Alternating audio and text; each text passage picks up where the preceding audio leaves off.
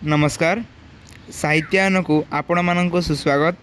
आज आपण मानक भेटिदेवी केन्द्र साहित्य एकाडेमी युव पुरस्कार प्राप्त सुप्रख्यात कवि सूर्यस्नाथ त्रिपाठी अनावरण कविता संकलन प्रथम कविता जार शीर्षक मध्य से अनावरण। कवितार शीर्षक अनावरण।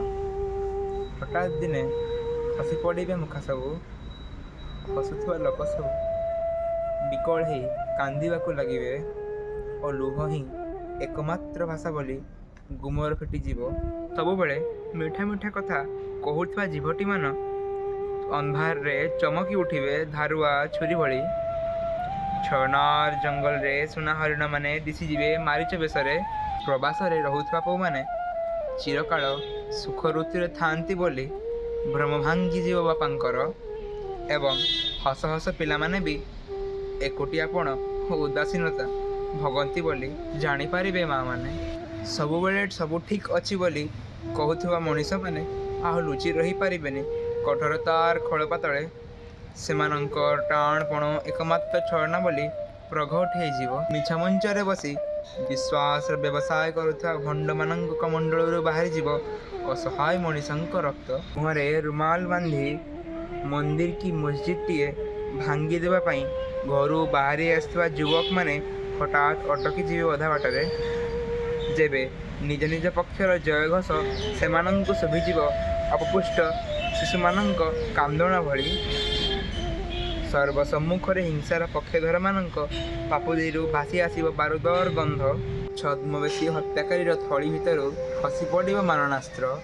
मनीष को मनीषर शत्रु जाऊा महंत मुणि बुणीजीव विषमंजी जना पड़ धर्म एक षड़यंत्र बोली सबू प्रार्थना स्थल पालटी जे बुद्धाश्रम।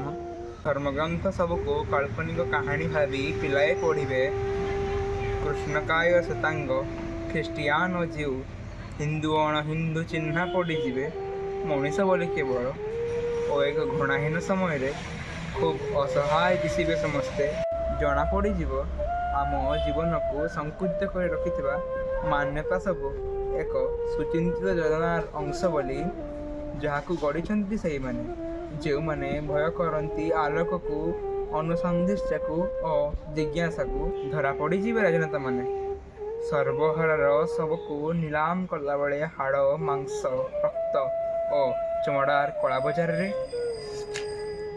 एवं धरा पड़ीजे ईश्वर केउ एक प्राचीन चित्रालय रे रंग मारी लुचाऊ लुचाऊ आखि तल कला दाग सब एवं धरा पड़ीजे ईश्वर केउ एक प्राचीन चित्रालय रे रंग मारी लुचाऊ लुचाऊ आखि तल कला दाग सब रंग मारी लुचाऊ लुचाऊ आखि तल कला दाग सब। धन्यवाद।